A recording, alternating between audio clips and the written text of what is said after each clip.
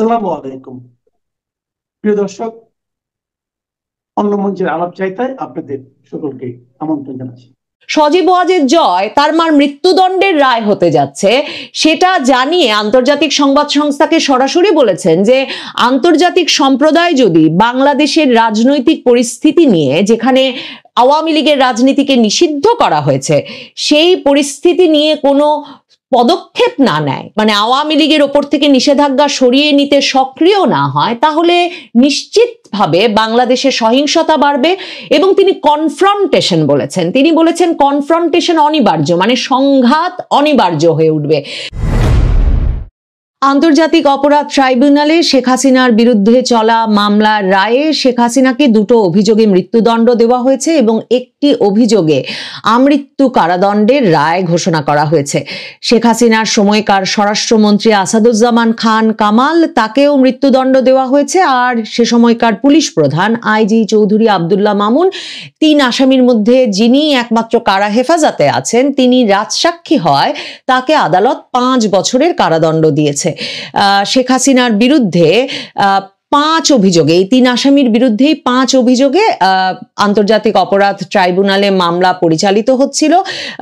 যেই অভিযোগগুলো আনা হয়েছিল সেগুলো হচ্ছে উস্কানিমূলক বক্তব্য প্রদান, প্রাণঘাতী অস্ত্র ব্যবহার করে আন্দোলনকারীদের নির্মূল করার নির্দেশ, রংপুরে বেগম রোকেয়া বিশ্ববিদ্যালয়ের ছাত্র আবু সাইদকে গুলি করে হত্যা, রাজধানীর চাংখারপুর এলাকায় আন্দোলনরত 6 জনকে গুলি করে হত্যা এবং আশুলিয়ায় 6 জনকে পুড়িয়ে হত্যা করা।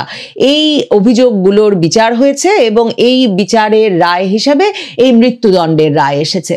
মৃত্যুদণ্ডের রায় এক রকমের প্রত্যাশিত ছিল, এমনকি শেখ হাসিনা আন্তর্জাতিক সংবাদ মাধ্যমে সাম্প্রতিক সকল সাক্ষাৎকারেই বলেছেন যে এই রায় পূর্ব নির্ধারিত, তাকে মৃত্যুদণ্ড দেওয়ার উদ্দেশ্যেই এই আন্তর্জাতিক অপরাধ ট্রাইব্যুনালে তাকে মানবতা বিরোধী অপরাধের দায়ে অভিযুক্ত করে বিচারের কার্যক্রম শুরু করা হয়েছে।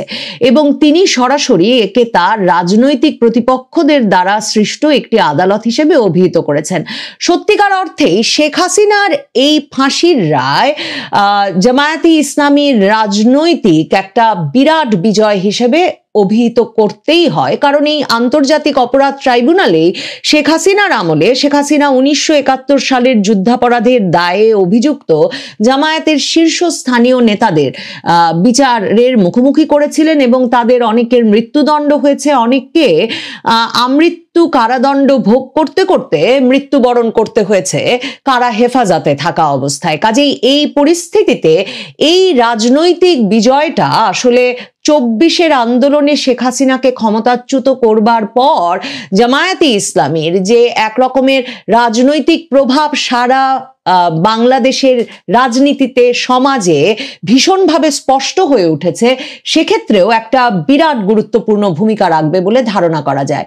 জামায়াত সহ তার সমমনা 8 দল, ইসলামী আন্দোলন বাংলাদেশ সহ সমমনা 8 দল রাজপথে ছিল এবং তারা রাজপথে আছে যে এই রায়টি যেমন ঢাকা শহরের বিভিন্ন জায়গায় বড় পর্দায় প্রদর্শিত হচ্ছে, ঢাকা বিশ্ববিদ্যালয় সহ বিভিন্ন গুরুত্বপূর্ণ স্থানে, সেসব জায়গায় দেখতে তারা যেমন একত্র হয়েছেন, তারা ঘোষণা দিয়ে রেখেছিলেন যে রায়ের দিন যাতে কোনো নাশকতার ঘটনা ঘটাতে না পারে আওয়ামী লীগ, সে কারণেও তারা রাজপথ প্রহরায় রাখবেন। ধারণাই করা যায় যে আজকে এই রায় তারা এক রকমের উদযাপন করতে চাইবেন এবং এই রায়ের প্রচারণা এবং তাদের এই বিজয় তারা এক রকমের প্রকাশ্যে নিয়ে আসতে চাইবেন আজ রাজপথ জুড়েও।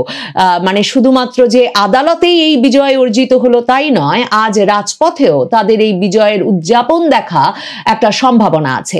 শেখ হাসিনার দিক থেকে যেটা বলছিলাম যে তিনি স্পষ্টতই জানতেন যে এই রায় মৃত্যুদণ্ডের রায় হবে, কারণ রাষ্ট্রপক্ষ এমন দাবি করে রেখেছিল যে শেখ হাসিনাকে 1400 বার যাতে ফাঁসি দেওয়া যায়, কারণ 1400 জনের মৃত্যুর অভিযোগে তিনি অভিযুক্ত। এমন অভিযোগ রাষ্ট্রপক্ষ আদালতে আনলেও শেখ হাসিনা যেমন আন্তর্জাতিক সংবাদ মাধ্যমগুলোতে প্রশ্ন তুলেছেন, এখন পর্যন্ত ইউনূস সরকার 1400 জন নিহতের তালিকা যেমন দিতে পারেনি, তেমনি ঠিক কোন প্রেক্ষাপটে, এমনকি এই আবু সাইদ হত্যার ঘটনাটি ঘটল, কোন পুলিশ কর্মকর্তা সে সময় কি অবস্থায় এই সিদ্ধান্ত নিলেন এবং কেনই বা শক্তি প্রয়োগ করলেন? আর সত্যি কি আবু সাইদ রাবার বুলেটে নিহত হলেন, নাকি তার বাবা যেমন আদালতে গিয়ে বলেছেন যে মাথার পেছন থেকে, এমনকি গভীর রাতে যখন তিনি পুত্রের লাশ পেয়েছেন তখনও রক্তপাত হচ্ছিল এবং গভীর ক্ষত থেকে মাথার পেছন দিক থেকে রক্ত পড়ছিল, তো পেছনে কি ঘটেছিল? এই তদন্তগুলো, এই প্রশ্নের উত্তরগুলো এই বিচার শেষ করতে পারলো কিনা সেটা দেখবার জন্য আমাদেরকে অপেক্ষা করতে হবে। মানে রায়টির বিশ্বাসযোগ্যতা নিয়ে একদিকে যেমন বিজয়ী পক্ষ উদযাপন করবেন, তেমনি ধারণা করে নেওয়া যায় এর রায়ের বিশ্বাসযোগ্যতা নিয়ে আরেক পক্ষ ক্রমাগতভাবে আগামী অনেক বছর ধরে প্রশ্ন তুলে যাবেন, যতক্ষণ পর্যন্ত না এর ফয়সালা একরকম রাজপথে হয়। রাজপথে যে ফয়সালা হবে তার একটা উদাহরণ হচ্ছে যে আজ রায়ের দিন সকালবেলাতেই থেকেই যেমন রাজপথে জামায়াতে ইসলামী সহ 8 দল বিভিন্ন জায়গায় জড়ো হতে থাকলো, তেমনি ঢাকা কলেজের শিক্ষার্থীরা, যাদেরকে পরবর্তীতে সংবাদ মাধ্যম বিক্ষুব্ধ ছাত্র জনতা হিসেবে অভিহিত করতে থাকলো, বিক্ষুব্ধ ছাত্র জনতা দুটো এক্সকেভেটর বা বুলডোজার নিয়ে আবার 32 নম্বরের দিকে রওনা হয়েছিল, যে 32 নম্বরকে গুঁড়িয়ে মিশিয়ে মাটির সাথে মিশিয়ে নাকি মাঠ তৈরি করতে হবে।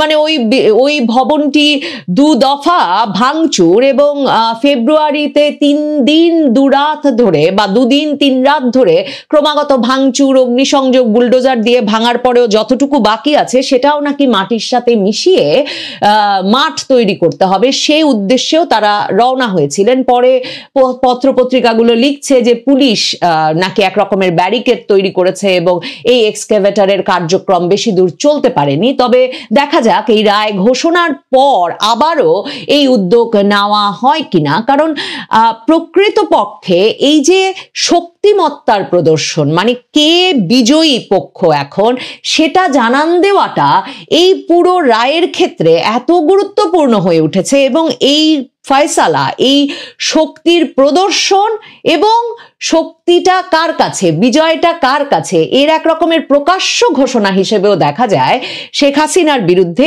এই ফাঁসির রায়কে, যে মানে 2024-এর বিজয়ী পক্ষের জন্য এই প্রকাশ্য ঘোষণাটা আদালতে এবং রাজপথে শক্তি প্রদর্শনের আরেক দফা উদ্যোগের মাধ্যমে সেটা প্রতিষ্ঠা করা অত্যন্ত জরুরি। শেখ হাসিনা পুত্র সজীব ওয়াজেদ জয় ওয়াশিংটন থেকে রয়টার্সকে, আন্তর্জাতিক সংবাদ সংস্থা রয়টার্সকে, তারা বলছে একটা এক্সক্লুসিভ সাক্ষাৎকার দিয়েছেন রায়ের কয়েক ঘন্টা আগে। রোববার রাতে সেই সাক্ষাৎকারটি রয়টার্স প্রকাশ করেছিল এবং সেখানে পরিষ্কারভাবেই শেখ হাসিনার পুত্র বলেছেন যে তিনি ধারণা করেন তার মাকে ফাঁসির রায় দেওয়া হবে এবং তারা এই রায়ের বিরুদ্ধে কোনো আপিলও করবেন না যতক্ষণ পর্যন্ত না বাংলাদেশে একটা নির্বাচিত সরকার আসবে, যেই নির্বাচনে এমন আওয়ামী লীগকেও অন্তর্ভুক্ত করা হবে। এই কথাটা স্পষ্ট করে তিনি বলেছেন। তার মানে আওয়ামী লীগের অন্তর্ভুক্তির মাধ্যমে একটা নির্বাচনের পর যে নির্বাচিত সরকার আসবে, সেই নির্বাচিত সরকারের আমলেই কেবল তারা আবার আদালতে গিয়ে এই রায়ের বিরুদ্ধে আপিল করার কথা বা বিচার প্রক্রিয়ায় নিজেদের সংযুক্ত করার কথা ভাবছেন। এছাড়া সজীব ওয়াজেদ জয় পরিষ্কার করেই বলেছেন যে এখন আর সরকার তার মাকে কি করতে পারবে, কারণ তার মা ভারতে অত্যন্ত নিরাপদ আছেন। তিনি বলেছেন যে ভারত সরকার তার মাকে একজন সরকার প্রধানের মর্যাদায় এবং নিরাপত্তায় রেখেছেন, কাজেই তার মা সেফ আছেন, সিকিউর আছেন, তার মা নিরাপদ আছেন। এবং তিনি বলেছেন শেখ হাসিনা আপসেট, আউটরেজড, অ্যাংরি। শেখ হাসিনা মানে এক রকমের বিষণ্ণ, আপসেট, ক্রোধান্বিত এবং তিনি ক্ষুব্ধ এই রায়ের বিরুদ্ধে। এবং তিনি বলেছেন তারা যে কোনো কিছু করবেন যাতে বাংলাদেশে আওয়ামী লীগের রাজনীতি আবারও ফিরে আসতে পারে, বাই হোয়াট এভার মিনস, মানে যে কোনো পথ প্রয়োজন হোক তারা সেই পথ নেবেন, সেই কৌশল প্রয়োগ করবেন যেভাবে বাংলাদেশে আওয়ামী লীগের রাজনীতি ফিরে আসতে পারে। সজীব ওয়াজেদ জয়, তার মার মৃত্যুদণ্ডের রায় হতে যাচ্ছে সেটা জানিয়ে আন্তর্জাতিক সংবাদ সংস্থাকে সরাসরি বলেছেন যে আন্তর্জাতিক সম্প্রদায় যদি বাংলাদেশের রাজনৈতিক পরিস্থিতি নিয়ে, যেখানে আওয়ামী লীগের রাজনীতিকে নিষিদ্ধ করা হয়েছে, সেই পরিস্থিতি নিয়ে কোনো পদক্ষেপ না নেয়, মানে আওয়ামী লীগের ওপর থেকে নিষেধাজ্ঞা সরিয়ে নিতে সক্রিয় না হয়, তাহলে নিশ্চিতভাবে বাংলাদেশে সহিংসতা বাড়বে। এবং তিনি কনফ্রন্টেশন বলেছেন, তিনি বলেছেন কনফ্রন্টেশন অনিবার্য, মানে সংঘাত অনিবার্য হয়ে উঠবে। সজীব ওয়াজেদ জয় বলছেন যে আমাদের যা প্রয়োজন হবে আমরা সেই পথ গ্রহণ করব। এবং সজীব ওয়াজেদ জয় বলেছেন যে তার এবং তার মায়ের নিয়মিত আওয়ামী লীগের কর্মীদের সঙ্গে যোগাযোগ হয় এবং মানে তিনি বলছেন যে আপনারা দেখছেন যে বাংলাদেশ জুড়ে লকডাউন, শাটডাউন কর্মসূচি কিভাবে পালিত হচ্ছে। এবং তিনি বলছেন যে protest will only get bigger, মানে বিক্ষোভ এবং আন্দোলন শুধুই আরো বড় হবে এখন থেকে। এবং সারা বাংলাদেশে যেভাবে বিক্ষোভ ছড়িয়ে পড়েছে সে কথা উল্লেখ করে তিনি বলেন যে কোনোভাবেই আওয়ামী লীগ ছাড়া নির্বাচন হতে আমরা দেব না, উই উইল নট অ্যালাউ, আমরা কিছুতেই আওয়ামী লীগ ছাড়া নির্বাচন হতে দেব না। এবং আমাদের বিক্ষোভ আন্দোলন ক্রমাগতভাবে আরো স্ট্রঙ্গার অ্যান্ড স্ট্রঙ্গার, আরো শক্তিশালী হতে থাকবে। এবং আবারও তিনি বলেন we will do what ever it tax, আমরা যা প্রয়োজন তাই করব। বাংলাদেশ জুড়েই যে এই রায়ের আগে রায়কে কেন্দ্র করে সহিংসতার ঘটনা বাড়ছে, রয়টার্স এবং রয়টার্সের এই সাক্ষাৎকারটিকে পিক করে যেসব আন্তর্জাতিক সংবাদ মাধ্যমই খবর করেছে তারা প্রত্যেকেই সেটা উল্লেখ করেছে। এছাড়াও শেখ হাসিনার ফাঁসির রায়, এছাড়াও শেখ হাসিনার রায় নিয়ে যত সংবাদ মাধ্যম খবর প্রকাশ করেছে তারাও বিশেষভাবে উল্লেখ করেছে যে সারা দেশ জুড়ে একদিকে যেমন ককটেল বিস্ফোরণের ঘটনা ঘটছে, ক্রুড বোমা, দেশি বোমার বিস্ফোরণের ঘটনা ঘটছে, বিভিন্ন জায়গায় যানবাহনে আগুন লাগানোর ঘটনা ঘটছে। এবং সরকার সর্বোচ্চ নিরাপত্তা ব্যবস্থা নেওয়ার পরেও প্রধান উপদেষ্টার প্রতিষ্ঠান গ্রামীণ ব্যাংকের বিভিন্ন শাখায় সারা দেশ জুড়ে অগ্নিসংযোগ এবং ককটেল বিস্ফোরণের ঘটনা ঘটেছে। এই কথাগুলো কিন্তু সংবাদ মাধ্যমগুলো উল্লেখ করছে। অবশেষে তাইজুল কোর্টের সাজানো রায়টা পাঠ করা হলো, বিচারপতিদের দিয়ে পাঠ করানো হলো। এই রায়টা কি হবে এটা আমরা আগের থেকেই জানতাম। তারপরও আজকে সকালে একজন আমাকে ফেসবুকে বললেন যে ভাই, প্রথমে এই শেখ হাসিনাকে যাবজ্জীবন দেওয়া হবে এবং এই যাবজ্জীবন কারাদণ্ডের প্রতিবাদে জামাত, শিবির এরা শাহবাগে একটা আন্দোলন গড়ে তুলবে এবং তখন পরবর্তীতে এটা কনভার্ট করা হবে মৃত্যুদণ্ডে। আমি বলেছিলাম যে ভাই, এত নাটক করার সময় তো তাদের হাতে নাই। এই যে নাটক, মানে কোথায় কার বিদায় ঘন্টা বাজছে, কার কাউন্টডাউন শুরু হয়ে গেছে, এটা আমরা যতটুকু জানি বা না জানি, এটা ডক্টর ইউনূস খুব ভালো করেই জানে। তাইজুল ছাত্র জীবনে যারে বলা হতো যে উঠতে ভুল বসতে ভুল শিবিরের তাইজুল, সেই তাইজুল আজকে এই আইসিটিতে যেটা কাজটা করলো এটার কনসিকুয়েন্স আপনারা খুব তাড়াতাড়ি পাবেন। আজকে সেটা নিয়ে বিস্তারিত কথা বলবো না। শুরুতে হলো একটা মামলা, একটা অবৈধ কোর্ট। এই কোর্টটা করা হয়েছিল 1971 সালের যুদ্ধ অপরাধ, মানবতা বিরোধী অপরাধ, এইসব যে মুক্তিযুদ্ধে এইসব অপরাধ সংগঠিত হয়েছিল তার বিচারের জন্য। সেটাকে একটা অবৈধ অধ্যাদেশের মাধ্যমে এই জুলাই আগস্টের যে জঙ্গি অভ্যুত্থান, সেখানকার বিভিন্ন কাল্পনিক বানোয়াট অভিযোগ এনে, মানে পুরো বিষয়টা ইল্লিগাল। আমি ইল্লিগাল বলছি তা না। এই কোর্টে একজন ব্রিটিশ আইনজীবী টবি ক্যাটম্যান, তিনি অ্যাডভাইজার হিসেবে আছেন। টবি ক্যাটম্যান নিজেই বলেছিলেন যে শেখ হাসিনার বিচার আমরা আন্তর্জাতিক অপরাধ আদালতে করি, সেটা নেদারল্যান্ডসের হেইগে। কিন্তু তাইজুল বাহিনী রাজি হয়নি, কারণ হেগে গেলে তো আর এইভাবে মনের মতো ইচ্ছা মতো বিচার ম্যানিপুলেট করা যাবে না। তাইজুল বাহিনী সমস্ত আইনের প্রতি বৃদ্ধাঙ্গুলি দেখিয়ে এই আইসিটিতে অবৈধভাবে এই মামলাটার বিচার করেছে। এই মামলার এতগুলো অসঙ্গতি, প্রথমত তো এই কোর্ট অবৈধ, দে হ্যাভ নো রাইটস এই অপরাধ যারা যেগুলো দাবি করছে এটা বিচার করার জন্য এই আদালতটা অ্যাপ্রোপ্রিয়েট আদালত না, তারা নর্মাল আদালতে যাইতো। তো এটা প্রথমেই মানে বাতিল হয়ে যায়, তারপরে আসলে আর কোনো আলোচনার দরকার হয় না। তারপরেও কিছু বিষয় আমি একটু আলোচনা করতে চাই। এইখানে এই তাইজুলটা কে? এইখানে যখন ৭১-এর মানবতা বিরোধী অপরাধ, যুদ্ধ অপরাধী এদের বিচার হচ্ছিল, তখন তাইজুল ছিল ওই অপরাধীদের আইনজীবী। সে এখন পোল্টি খেয়া হয়ে গেছে চিফ প্রসিকিউটর, সরকার পক্ষের আইনজীবী। এটা কেমনে হয়? এখানে স্পষ্ট কনফ্লিক্ট অফ ইন্টারেস্ট, এটা সম্ভব না। জাতিসংঘকে আয়না আপনি একটা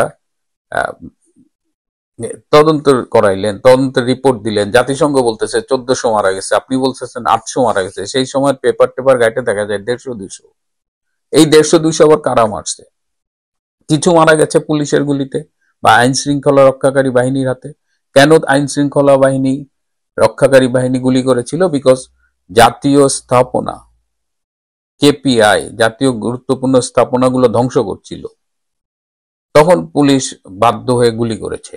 এবং পুলিশ যে গুলি করেছে এই সবগুলো কিন্তু ডকুমেন্টেড এবং আইন মেনে করা হয়েছে। পুলিশ যে আইন মেনে গুলি করেছে এটা আমি বলছি না, এটা কে বলছে? এটা জাতিসংঘের যে তদন্ত, এই হিউম্যান রাইটস কমিশনের যে তদন্ত রিপোর্ট, সেখানে কিন্তু এই যে অনুচ্ছেদ ৯৮, ৯৯, ১১১, ৩০০, ৩১৪তে এই ধরনের পুলিশি অ্যাকশনকে বৈধতার কথা বলা হয়েছে। তাহলে এবার বলেন যে এইখানে যতগুলো ডেড বডি পড়েছে সব কি পুলিশের গুলিতে? তাহলে ব্রিগেডিয়ার সাকোয়াত, তখন তিনি স্বরাষ্ট্র উপদেষ্টা ছিলেন, তিনি যে সিএমএইচে আহত আনসারদের দেখতে গিয়ে বললেন যে 7.62 বোরের যে গুলিটা, সেই গুলি নাকি পুলিশের কাছে, সেই অস্ত্র পুলিশের কাছে থাকে না। তাহলে এই স্পেশাল রাইফেল, এই স্নাইপার রাইফেল কারা ব্যবহার করেছিল? শুভ আফ্রিদি নামে একজন আর্মি থেকে বরখাস্তকৃত, তিনি ফেসবুকে স্ট্যাটাস দিয়ে বলেছেন যে তিনি এই আন্দোলনে স্নাইপার রাইফেল নিয়ে ছিলেন, তিনিও গুলি করেছেন। এই যে মুগ্ধ মারা গেছে, মুগ্ধর বাবা বলেছে যে মুগ্ধ পুলিশের গুলিতে মারা যায়নি। এই যে রংপুরের আবু সাইদ মারা গেছে, আবু সাইদের বুকে রাবার বুলেট লেগেছে, তার পোস্টমর্টেম ৫ বার চেঞ্জ করা হয়েছে, সেখানে দেখা যাচ্ছে যে মাথার পেছনে ক্ষত। এই মাথার পেছনে ক্ষতটা কোত্থেকে আসছে? কেন আবু সাইদকে ঘটনাস্থল থেকে আহত হওয়ার পরে কোথাও নিয়ে যে তাকে 4.5-5 ঘন্টা পরে রংপুর মেডিকেল আনা হলো?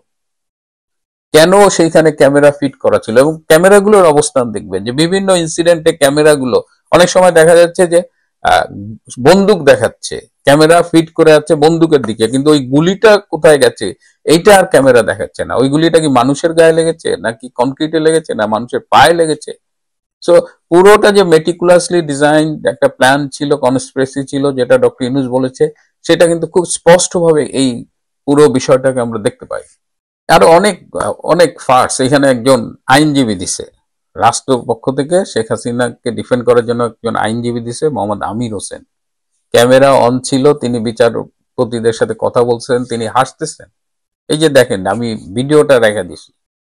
আপনি এখানে কথা বলেন, মিডিয়ার সামনে কথা বলেন, বিচার তো কিছুই এখনো কোনো পর্যায়ে নেই। আপনি যে কথা আসামিকে তারা না খালাস পাবে তা বলে না, আমি বলছি যে আমি বিশ্বাস করি যখন সাংবাদিকরা প্রশ্ন করে আমাকে যে আপনার আসামি খালাস পাবে কিনা, আমি বলেছি আমি বিশ্বাস করি যে আমার দৃঢ় বিশ্বাস যে আমার আসামি খালাস পাবে।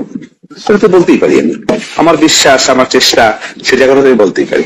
যদি ভুল হয় আমার আদালত আমাকে সংশোধন করবেন। তাছাড়া আমার না বলে উপায় কি? আমি যদি বলি আমার আসামি খালাস পাবে না, তাহলে তো মানে জাতি এবং মাননীয় আদালত লর্ডশিপও বলবেন যে কেমন লয়ার আমি স্টেট ডিফেন্সে নিয়োগ দিয়েছি যে আসামির ফাঁসি চাই। তাহলে তো এটা আরো খারাপ, আপনার জন্য খারাপ, আমার জন্য খারাপ।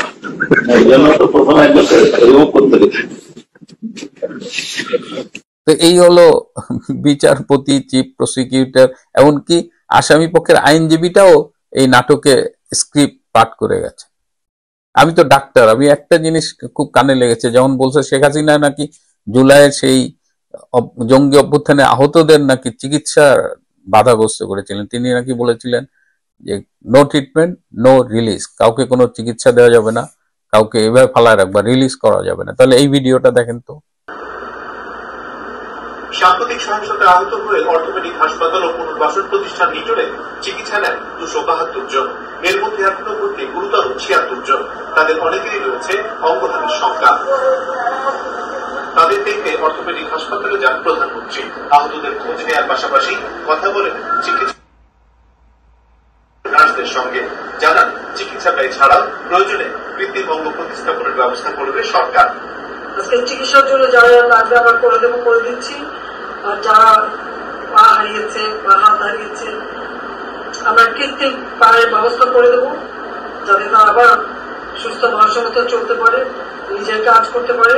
মানুষ মেরে ঝুলিয়ে রাখা, পুলিশ মেরে ঝুলিয়ে রাখা, গাজীপুরে আমাদের কর্মী মেরে ঝুলিয়ে রাখা, এটা কি ধরনের রাজনীতি আমরা চাই না।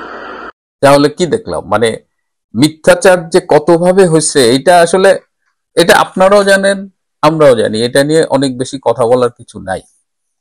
এই যে ক্যাঙ্গারু কোর্টে এরকম একটা ক্যামেরা ট্রায়াল হয়েছে এবং সেটা দেখেন ধর্মের কল বাতাসে নড়ে, নইলে এই আমির হোসেন যে বিচারপতিদের সাথে হাইসা হাইসা কথা বলতেছে সেটা আমরা কিভাবে পেলাম?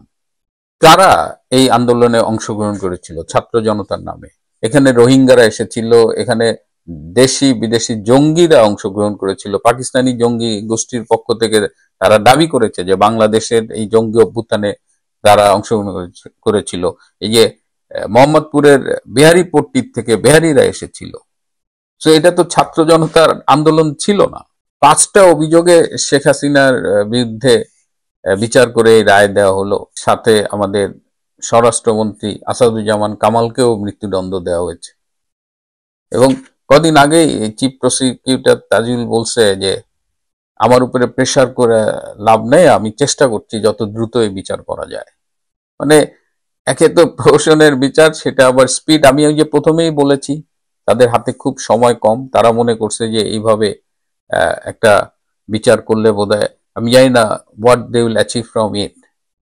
আপনি যদি চিন্তা করেন 5ই আগস্টে কিন্তু তাদের মূল প্ল্যান ছিল শেখ হাসিনাকে হত্যা করা, এবং সেই প্ল্যানটা ছিল জামাতের, এবং এই সেনাপ্রধান জেনারেল ওয়াকার খান তাতে এগ্রি করেছিলেন।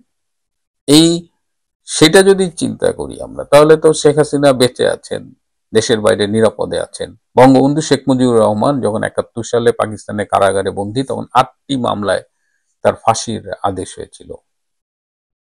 রাজনীতিতে সেই পুরনো হিসাবটা কিন্তু আবার ফিরে এসেছে। সুতরাং তারা শেখ হাসিনাকে ধরতে পারেনি, এখন যত রাগ ছাড়ছে। কিন্তু এটা করে কি তাদের শেষ রক্ষা হবে? ডক্টর ইউনূসের কি কাউন্টডাউন শুরু হয়ে গেছে? এই যে ডক্টর খলিল ভারতে যাবেন, সম্ভবত আগামীকাল যাবেন, he will feel the heat, তিনি টের পাবেন। আর সবশেষে একটা কথা, বেশ কিছু ফোন পেয়েছি, অনেকেরই মন খারাপ। যারা খুব মন খারাপ করছেন তাদের প্রতি আমার একটা পরামর্শ, যে মন খারাপ হলে মন খারাপ করতে হয়। যে কোনো ঘটনার যদি কোনো প্রতিক্রিয়া থাকে, যদি স্বাভাবিকভাবে কোনো প্রতিক্রিয়া হয়, অ্যালাউ দ্যাট, কিন্তু ভেঙে পড়া যাবে না। আমরা 15 মাস অতিক্রম করে এসেছি, এবং এই 15 মাসে 5ই আগস্ট আমাদের অবস্থান কোথায় ছিল, আজকে আমাদের অবস্থান কোথায়, আজকে শেখ হাসিনা কোথায়, জাস্ট হিসাবটা দেখেন। জাস্ট সময়ই শেখ হাসিনাকে রাজস্বিকভাবে ফিরিয়ে আনবে। সো আমরা তো ক্রমশ শত্রুর মুখে ছাই দিয়ে এগিয়ে যাচ্ছি। তারা আজকে 32 ভাঙার চেষ্টা করেছে, ব্যর্থ হয়েছে। 32 তো আসলে কিছু নাই, বেসিক্যালি গুড়িয়েই তো দিয়েছে, তাও তারা ব্যর্থ হয়েছে।